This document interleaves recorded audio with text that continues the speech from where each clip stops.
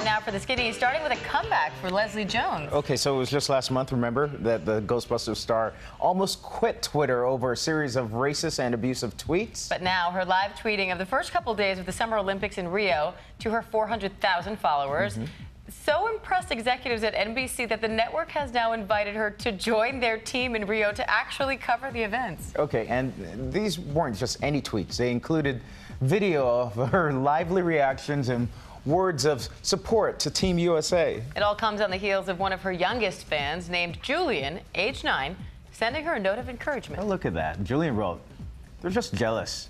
You're a Ghostbuster, and they're not." Yeah. Yeah. Jones tweeted out a photo of that note saying, "Julian, you are so precious. I will put this on my board at work." Oh, that's a nice That's note, very Julian. nice. Yeah. So someone who could use some words of encouragement this morning is Fifth Harmony's NORMANI KORDEI. Now, the singer says that she is leaving Twitter over a rash of racial cyberbullying as well.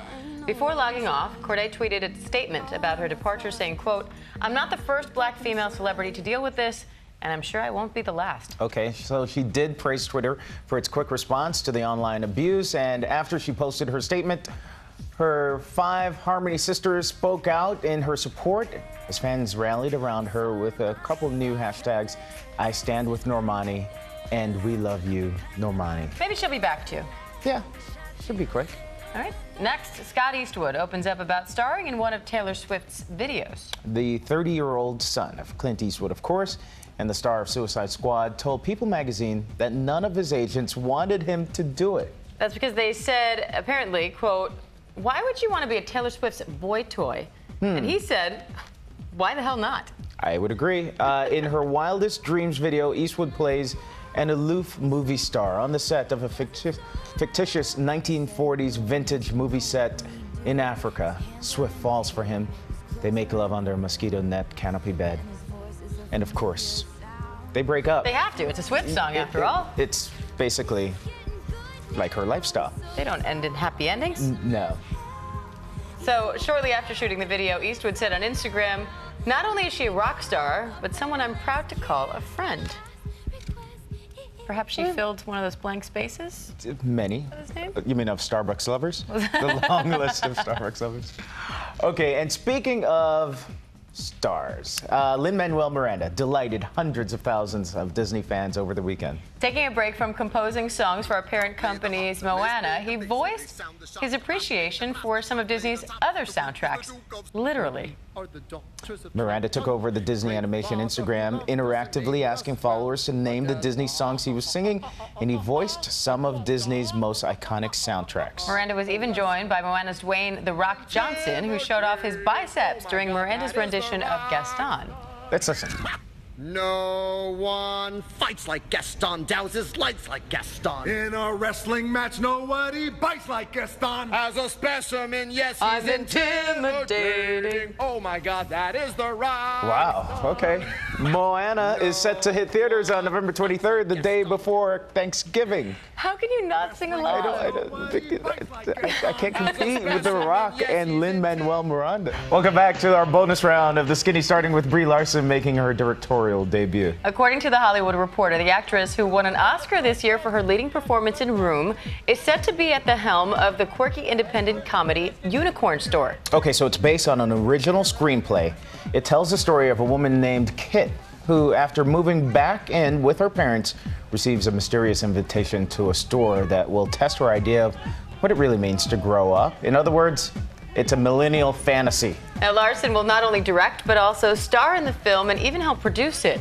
And she's not exactly new to the backside of the camera. She previously co-wrote and co-directed the short film The Arm, which won a jury prize at Sundance in 2012.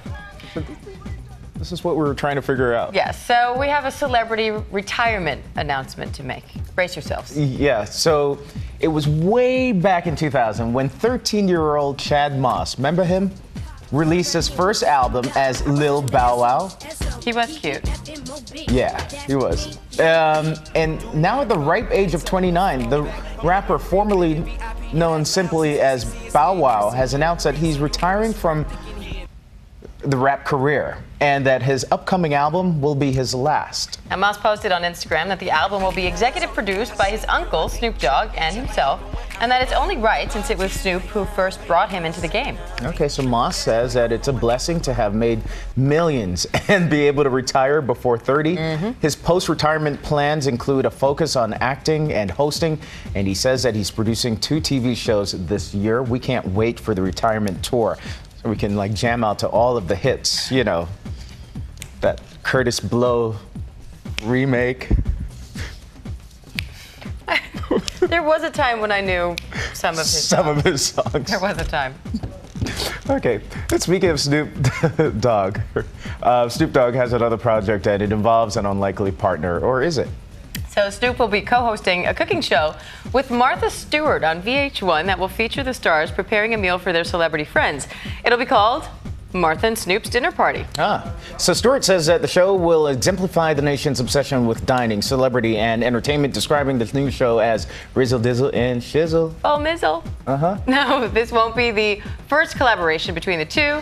They appeared together on ABC's $100,000 Pyramid earlier this summer, and they sat next to each other for the Comedy Central roast of Justin Bieber last year. Oh, yeah, that was a fun one. Shizzle, my nizzle? Exactly. I'm still trying to figure out. He had Puppy Love and Ghetto Girls. Still trying to figure this out.